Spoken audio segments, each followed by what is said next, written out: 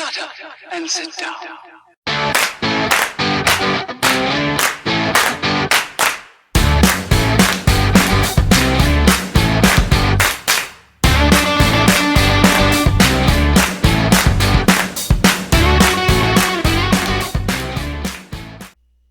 Hello and welcome back to the Around the Nati podcast. It is episode 20. How we doing, Logan? I'm doing all right, man. What's going on? Nothing much. In this crazy time, we're ready to talk some sports. Yeah, we are.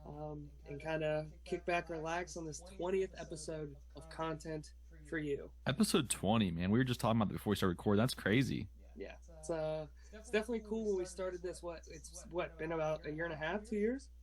Yeah, I think we started probably around basketball season of our senior year. So yeah, so like winter of our senior year of college. So yeah, we started huddled around a side table that I never used, in a hot room in my apartment, on a black casting couch. Man, oh man, those were the days. Those were the days.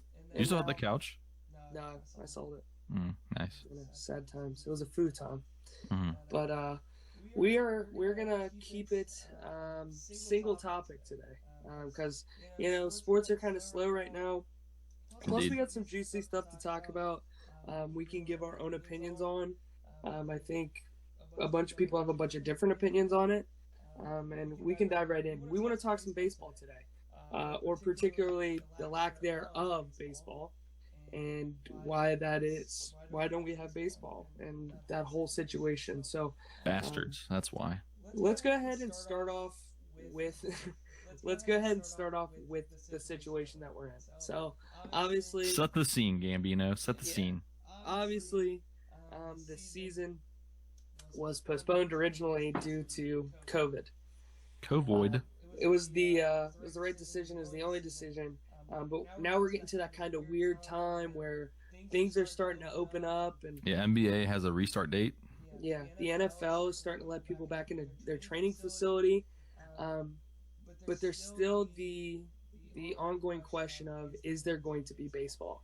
And right now, nobody knows, because the MLB Players Association and the league office can't really agree on a deal. So let's dive in. I was talking about it, and I looked at the Player Association's last proposal, which was instantly rejected by the league. Right.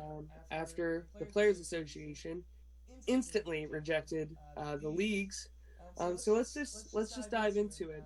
Do you happen to have the latest proposal from the Players Association in front of you, Logan? I'm pulling it up now. Okay. Let me just go ahead and start talking about kind of what it entailed. Okay. So the players, they wanted to play a 114 game season. They wanted it to run from June 30th to October 31st.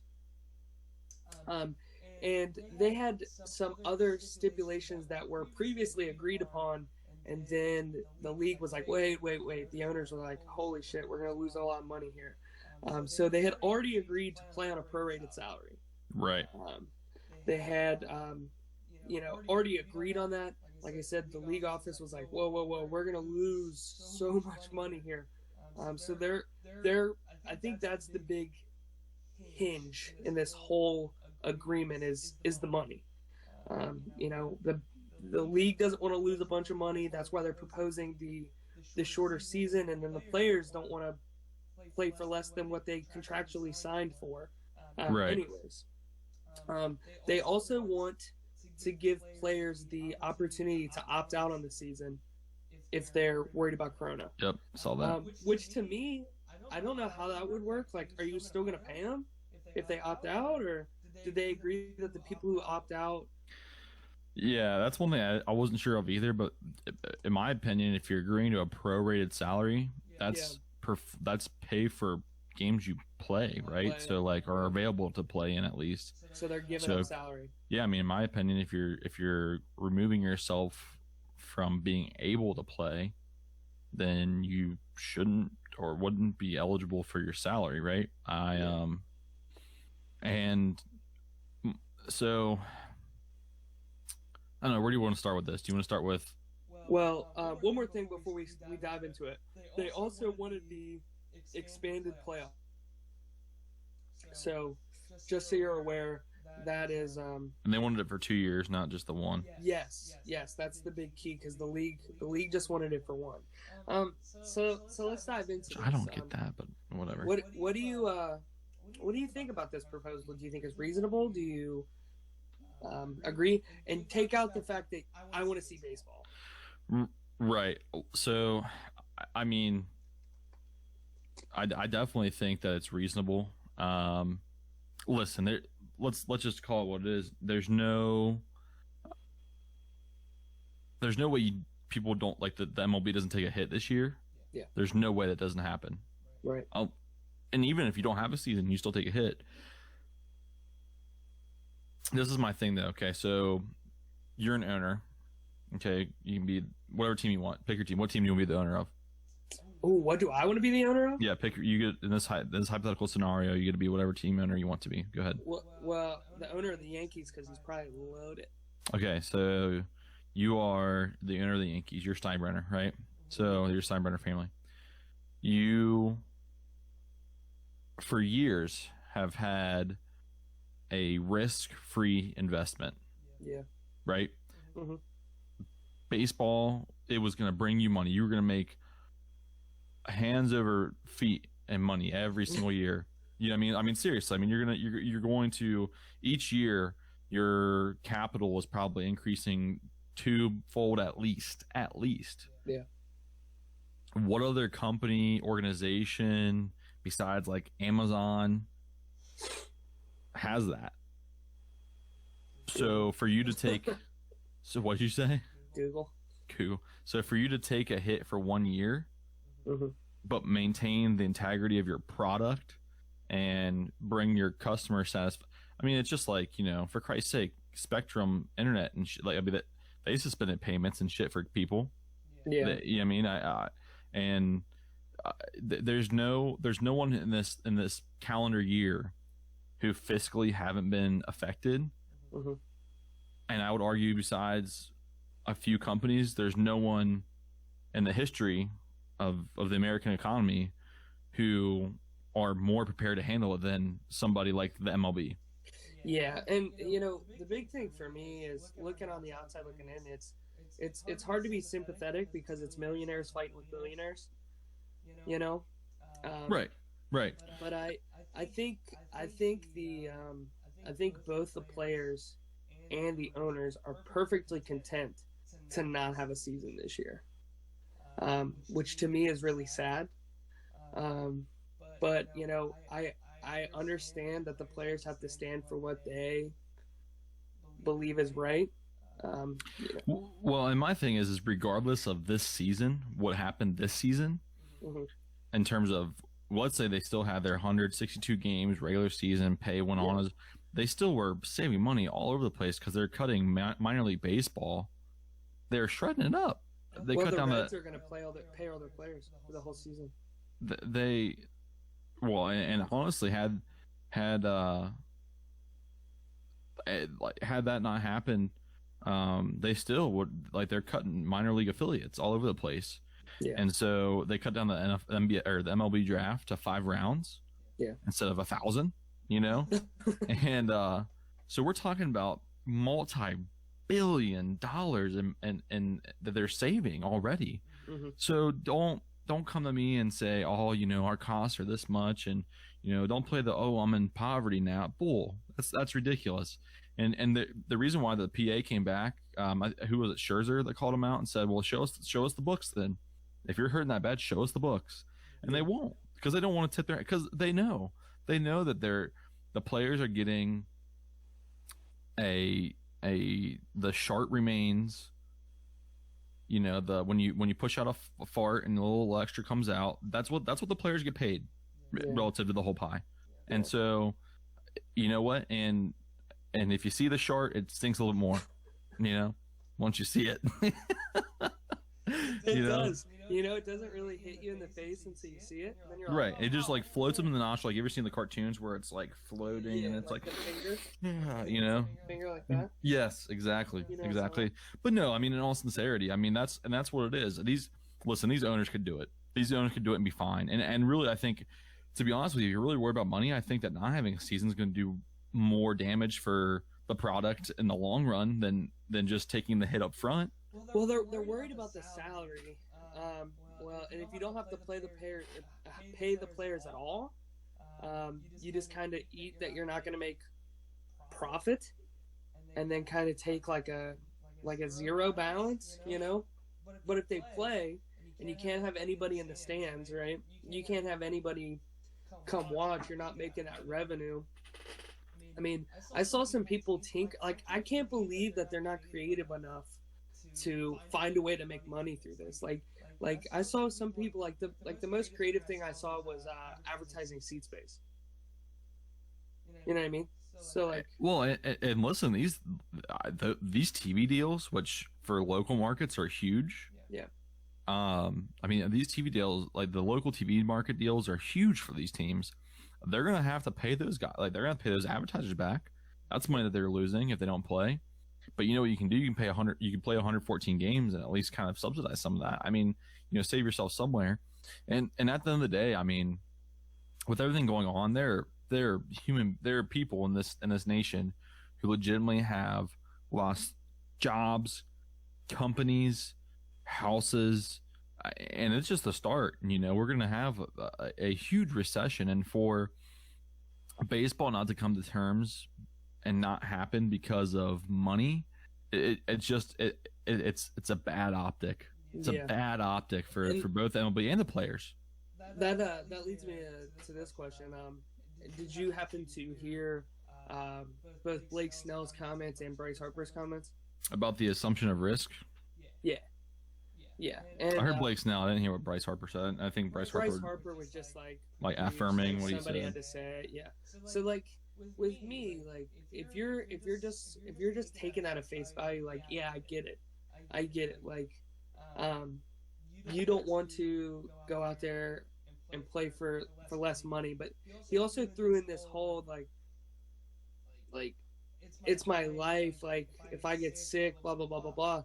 But like, if you're that worried about the health risks, I don't think there'd be any money that would take you back. You know what I mean? I think he kind of goes back on himself and saying that, yeah, like, for this money, I'll risk my life for life-changing things like that. I'm like, right. Like, I mean, my thing, I do think everyone has a price, and that's fine to demand what yours is, but I don't think the players are unreasonable in demanding the prorated pay. I agree. And I think that the owners just need to pay them. And so if you're asking me to pick a side, I side with the players. You need to pay them the prorated pay that you agreed to prior to everything being getting to the point where it is now. You know what? If you want to meet in the middle and say, okay, we'll pay the prorated pay, but there's no opt-out BS. Like, either you play or you don't get paid. And I think that's fine. That's fair, because what do real life companies do? If I work for St. Elizabeth Hospital, if I decide I don't want to show up for work, I don't get paid. I have a chance of getting sick, probably a far greater chance of getting sick than they ever do. If I don't show up for work, I don't get paid. Yeah, like the UFC. The UFC's been running through this whole thing. Now it's probably a little bit easier to do it there, right? Because it's individuals. I mean, you have two people in a ring at a time, two people to make a match. But you also have to get the temps of everybody. Every day, every time they get close together, that the announcers were sitting like 10, 20 feet apart from each other. All this stuff. Well, and the fighters are getting COVID tests. Like, they're getting the swab tests like 3 or 4 times, like, a week. Like, it's insane. Yeah. I mean, before we shred the league any further, let's talk about... Fuck Rob Manfred. Fuck him. Yeah, I hate that guy. Let's talk about their proposal that was rejected prior to all of that. Okay, they wanted an 82-game season. They also wanted to do a 50-50 revenue share between the owners and players, which the NBA does that already. I'm trying to think of who else does that. The NBA does revenue share. Um, anyways, but they also wanted them to do quarantine away from their families. So they had proposed those 2 locations or 2 or 3 locations. Did you hear about that? So I heard that they basically were like looking at like basically 2 places to maybe do essentially like spring ball. Sorry, we boring you? Sorry, basically like spring ball, where they have like one team in Florida, or like one set in Florida, one set in Arizona and stuff. But I thought that they had moved on from that, and they were looking more at doing just regional travel. So like doing like a 3 division league. Right. That's because the players scoffed at their face because they wanted those players during the season to quarantine from their families, like they're like soldiers or something, to quarantine away from their families for MLB, and I thought that was absolutely ridiculous. I think this proposal is so much less reasonable. I think it benefits the owners significantly more, and I wouldn't even argue that for the players' proposal. I think the proposal from the players is so fair, and the league just has to get more creative on it. Like, it's ridiculous. Yeah, and you know what it comes down to is, in my opinion, again, these owners just aren't willing to take any kind of hit, and like, you've got to take a hit. And you know what though? Like, again, shame on Rob Manfred, shame on the league, because it really sucks for certain teams, especially like, for the teams that have no chance of competing this year, or even being relatively competitive. Like, whatever, what's a missed season for them, right?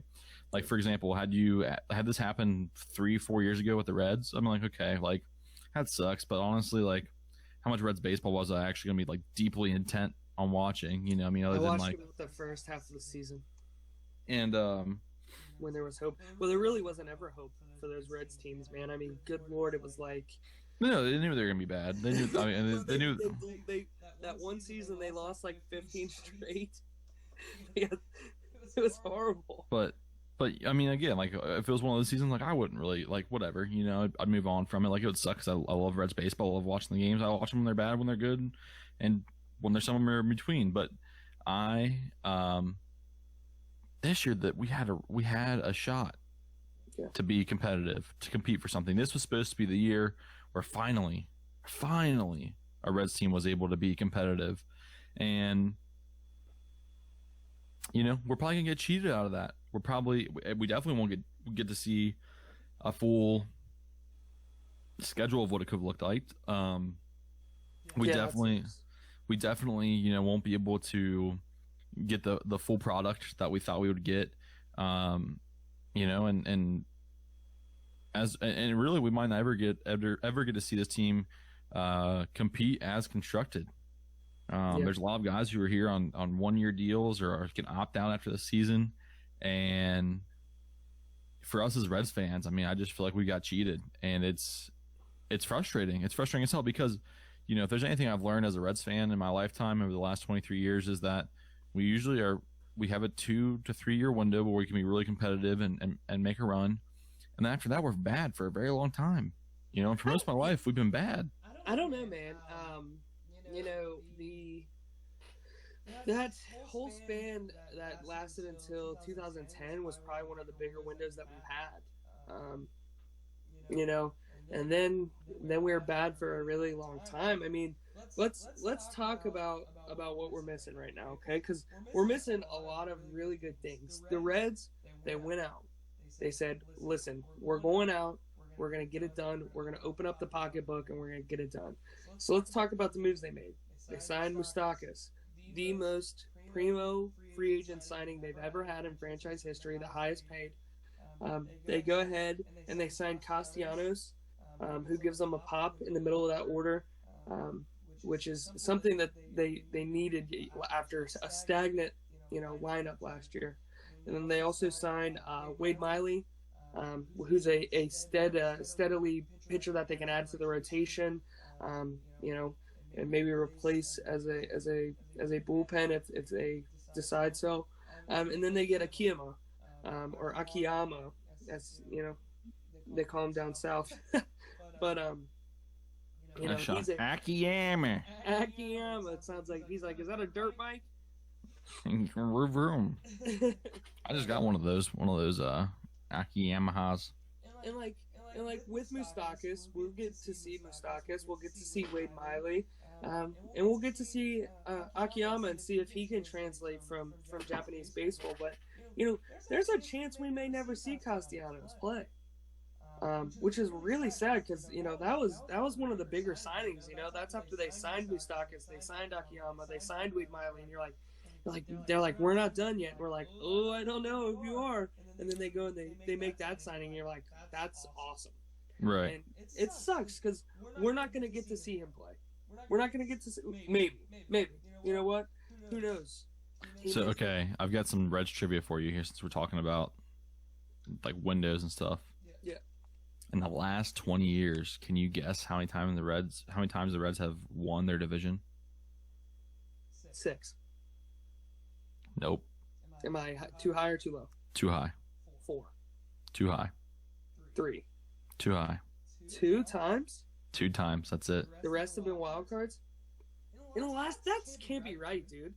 Yeah, bro. I'm looking at it. 2000, they finished second. 2001, 5th, then 3rd, then 5th, then 4th, then 5th, then 3rd, then 5th. Here's the thing. The last 20 years, I keep forgetting that it's 2020 to 2000. Mm-hmm. And I forget that 2000 were the lost years, man. Well, 2000 they placed second in the division. Yeah, but those Sean Casey and Danny Graves teams, they were like a laughing stock for a long time. Yeah. Can you guess how many times they made the playoffs in the last 20 years? 4. Too high. 3. 3. Yep. So 2010, 2012, and 2013. Yeah. Oh, really? Yeah. Damn. The crazy thing is though, so trash. In 2013 we won 90 games and we're still 3rd of 5 in our division. Yeah. That was the greatest season that never amounted to anything. That was I think that was the year Danny Graves left. Right after that, or something like that. No, Danny Graves way gone 2013. Oh, you said 2013. Yeah, sorry. Oh. There was one season where they won over 100 games and didn't make the playoffs. 2013 was whack, bro. We played the Pirates in the wild card game in a 1-game playoff. Yep. That's trash. That's trash. That was so bad. That's such a stupid method of determining the best team for the wild card. Yeah, it has drama though. It's stupid. It's terrible. Such bad luck for us all the time. Yeah, you know what really hurt us was whenever Houston left the division. They were so bad for such a long time. And then they went and got really good with their cheating. Can you believe that Brian Price was the manager for 1, 2, 3, 4, 5, 4.5 seasons? Here's the thing. They got a poor deal. They fired Dusty and they said, here's this heaping pile of trash. We're not going to re-sign anybody. Right. Everybody's gone. You got this shitty Homer Bailey contract. Good luck, bro. You got a bunch of young guys who've never played a game in their life. Your pitching staff's going to be trash the whole time. And then he's like, great. I look forward to getting fired right as they get good. That's wild. Okay. Sorry, last trivia question. In 2007, okay, can you name according to the baseballreference.com top player, which I think they use wins above replacement to decide that? Can you guess who the top player on the Reds team was that year? 2007? Holy crap. 2007. They were 72 and 90 that year. Finished 5th out of 6th place, and we're 13 games behind. Can I look up the roster? I can read you the roster. Read it. Hold on. Oh shit. Hold on. Shoot. Because to be honest, I can't pull up a 2007 Reds team. Is that like Kernsey and So, do you want me to read you position players or just go through the list? Is it a position player? It is not a position player. Yeah, read it. Let's go. Bronson, Arroyo, Homer, Matt Belisle, Mark Bellhorn, Bill Bray, Jared Burton, Jorge Cantu, Juan Castro, Buck Coates, Todd Coffey, Jeff Conine, Riel Cormier, John Kutlangus, Enrique Cruz, Phil Dumitrate, Adam Dunn, Jason Ellison, Edwin Carson, oh my God. Holy crap. Edwin whatever. Ryan Friel, God rest his soul. Jerry Gill, Alex Gonzalez, Mike Gosling, Jr., Josh Hamilton, Ryan Hannigan, Aaron Harang. Josh Hamilton. He went off that year, right? Or the year after that? Josh Hamilton. Yeah, that's the year, because like we brought him back from like heroin addiction. You know, he's just coming off of that. Yeah. And then he went off for us, and then the Texans took him, and then he won the MVP. Yeah, Edwin Encarnacion. Oh my God, that's a tough one for your boy. I don't know why I can't say his name. Yep, him. He also ended up going on to be quite the slugger. Well, he got to be a DH. That was always his problem. The Reds wanted him to play third base. Right. But anyways, you have a guess? And you said it's not a position player. It was not a position player. That's a pretty large indicator, though. Yeah, let me think.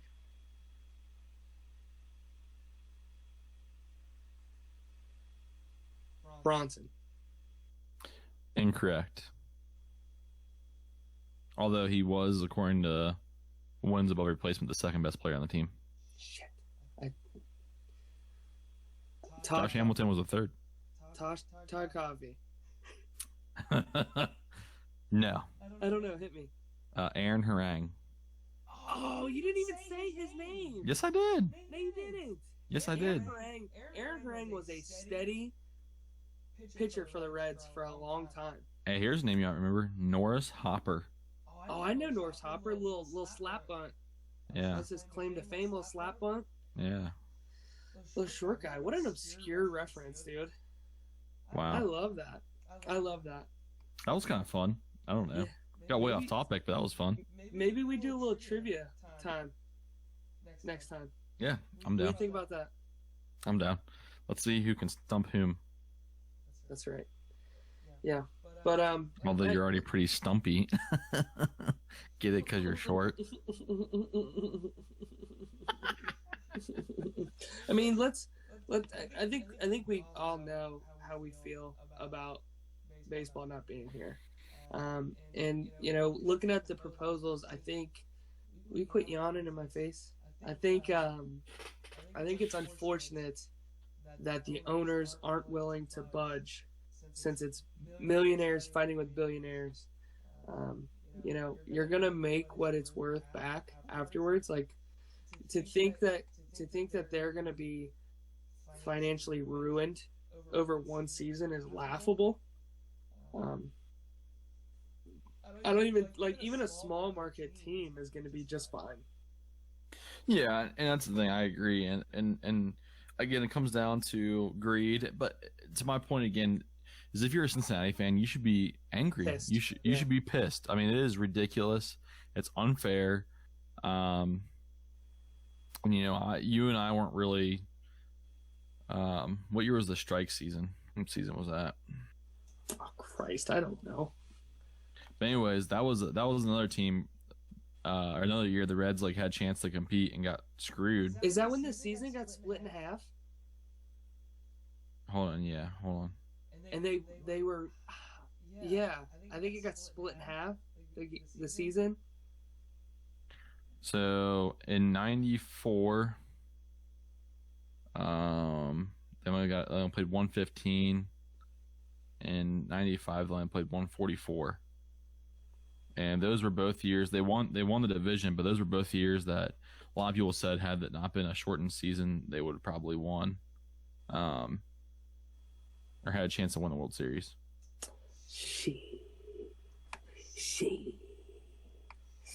Yeah, I think we're up there with one of the worst luck cities of all time. You know, we're up there with like Detroit. Chicago. They had the Bulls not too long ago. That's fair. You know? And I mean, shit. 6 rings. God bless. Yeah, like get over it. So, anyways, I think that's a pretty good place to wrap up. I mean, you know, where we stand on this, billionaires, man, owners, just, you know, for the fans, for the people who want to see baseball, just like meet like a quarter of the way. Like, right. Like, just get out of your little mansion, walk on over, you know, give them an elbow bump because COVID, and make a deal. Strike up a deal and let's go. Like, what are we doing? I don't have anything else, Logan. I'm all exasperated. I'm just, you know, I don't know. I can tell you what, I'm excited to watch the hell out of some NBA because there's nothing else on. I don't really like the NBA, man. You know, I'm gonna be honest with you. I enjoyed the NBA, but I usually don't.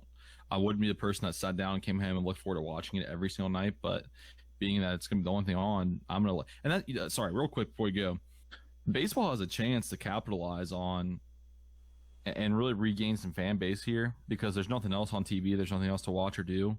Yeah. With so many things still closed or restricted, it's not like a normal summer where there's like, oh, and you go outside and swim or, you know, go creeking or whatever it is that you do.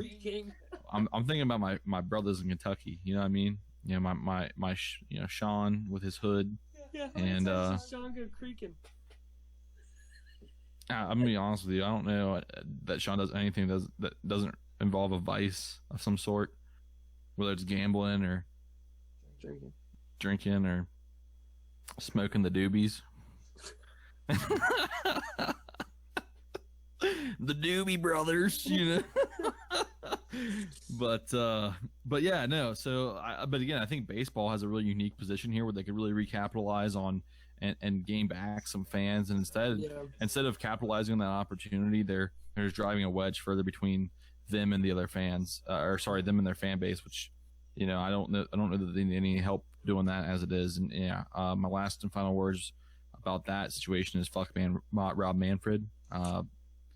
And you know, other than that, I'm sorry I was having a stroke today, but I will try to be better next time. Yeah, I think that's well put. And well, not well put, but as well put as you can put with a brain hemorrhage going on right now. Oh, you want to play some put? Some what? You said put lots of times back to back, so I said you want to play some put. Yes. Okay. You know, think, it's a pun. Stop. You can't. No. Stop. I tried. Stop. Let's go ahead and plug the socials, man. Go ahead and plug them. So you can follow Gamble at Girly Hummin. At GIRLIEHUMMIN. You can follow me at, I think it's Chow_Logan.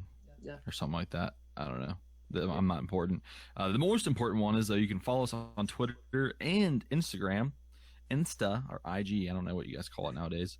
At @around_the_Nati. We love to hear from you guys, interact with us, tell us how awful we are. You know, bring out your inner Gordon Ramsay. You're awful, you're wonderful, you know. Whatever it is that you do, you know, it's raw, it's fucking raw. Fucking raw. What are you, an idiot sandwich? But get out of here, you donkey. But also, have you ever heard him say the name Jared? You ever heard Gordon Ramsay say the name Jared? He says, Gerard. It's time, Gerard. Sorry, anyways, I was just watching Hell's Kitchen today while I was at work, so. So follow us there. You can hit us on Facebook as well, Around the Natty Podcast. Go ahead and get that link a check out. Hit like, interact. But other than that, Gambino, you got anything else for our fans? Yeah. Be kind to one another. That's all I have to say. Be kind to one another. That's absolutely. All. Love each other. I'm going to leave it there. Leave it there. Go ahead and sign us out. I've been Andrew. And I'm Logan. And we'll catch you around the Natty. Shut up and sit down.